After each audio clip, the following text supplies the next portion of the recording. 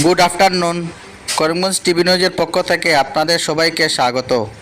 আসাম মিশনে মুখ্যমন্ত্রীর বড় সিদ্ধান্ত, তাদের জেলা পর্যায়ে সাক্ষাৎকার অনুষ্ঠিত হবে আগস্টে। সেপ্টেম্বরের 5 তারিখ থেকে সাক্ষাৎকার শেষ হবে।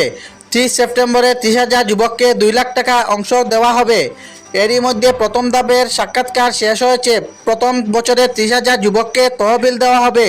তাদের জেলা পর্যায়ে সাক্ষাৎকার অনুষ্ঠিত হবে আগস্টে।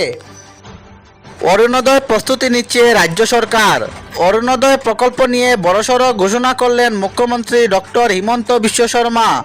প্রথম অরুণোদয় প্রকল্পে 19 লাখ সুবিধাভোগী অন্তর্ভুক্ত ছিল।